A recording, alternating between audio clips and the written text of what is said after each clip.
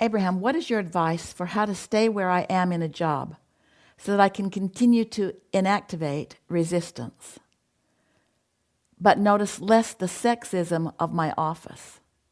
It's definitely there.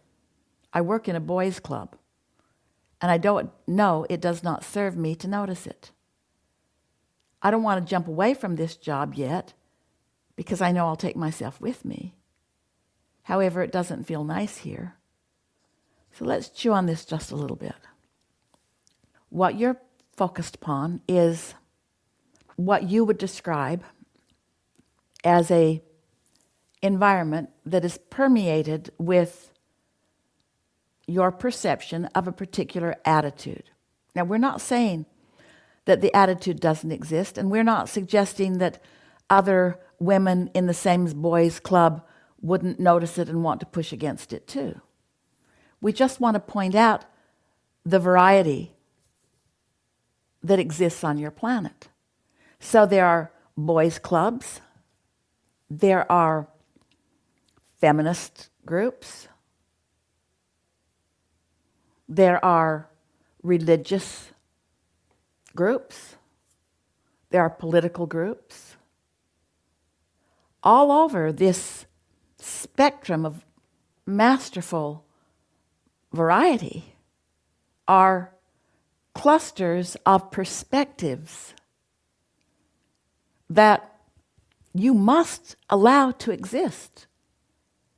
And you must find a way of staying in alignment with your inner being within them.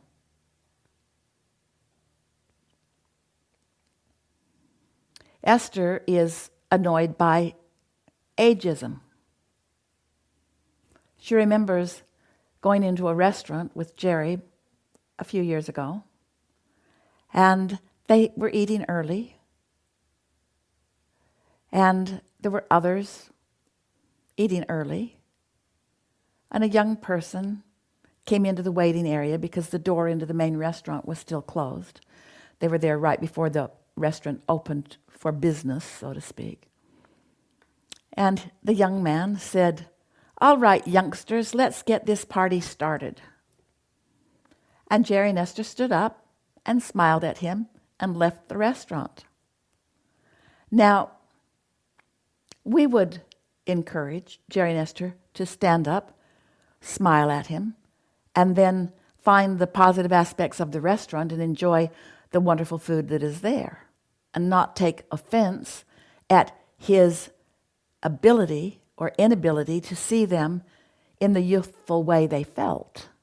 Instead, he decided to evaluate them and to overcompensate for how old he thought they all were by calling them youngsters.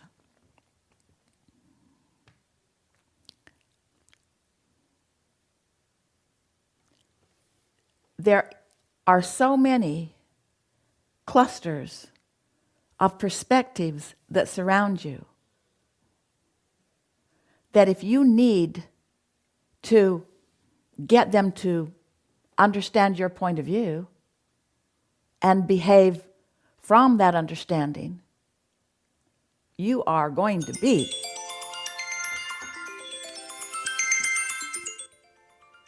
who is it?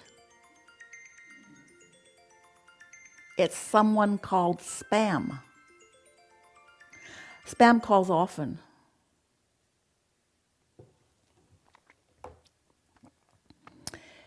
If you need to control all of the spam of the world, if you need them all to understand what you're doing and when you're doing it and what's comfortable for you and what's not comfortable for you, if you need to train even a small part of the world to behave in a way that keeps you comfortable, you're not ever going to be able to be in this magnificent world.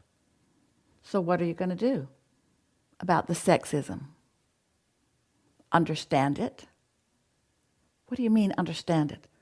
Understand it generally. Understand that people are born into environments where they tend to trend. understand that there are so many people that just started out in some perspective and they just keep trending that way. And they haven't figured out how to utilize their guidance system in order to bring them into a place of comfort and satisfaction without asking something else to change. Needing something else to change is living life conditionally. And the tricky thing about that is you can't get them to change in order to make you happy. So what has to change is your willingness to allow the variety and your ability to focus amongst the variety in ways that cause you to trend in ways that allows the law of attraction to yield to you what you're choosing deliberately, not what you're choosing by default. If you're looking around the world at the things that you would like the world to be rid of, like war and sexism and ageism, and,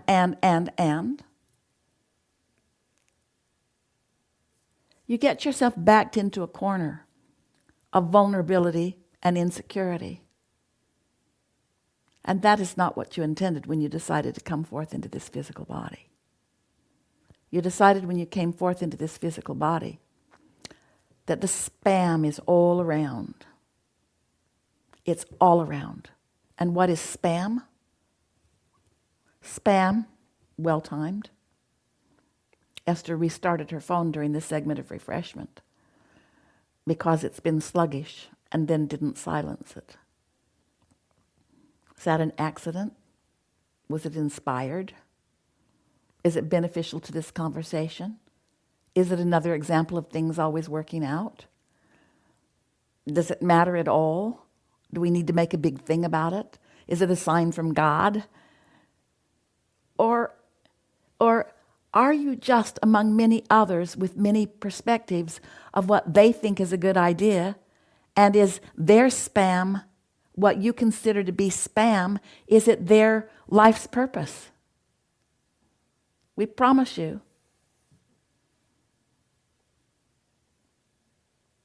the reason that Esther does not advertise, she doesn't want to be spam. She wants the law of attraction to cause a rendezvous between that which she is about and that which is their asking, you see. Doesn't matter where you are. You have the ability to accomplish through feeling and thinking and feeling and thinking. That's what calibration is. Calibrating to the desires that you have picked out and put into your vortex. You get to live a wonderful life experience without trying to get anybody else to do something differently than they are choosing to do. We want you to know that no matter what the situation or how big the stakes feel, these things are always true. You can always, no matter where you are, get to where you want to be. Because there is a path. You get to decide how soon you find it, how much fun you have along the way, whether you go directly there, whether you take a roundabout way.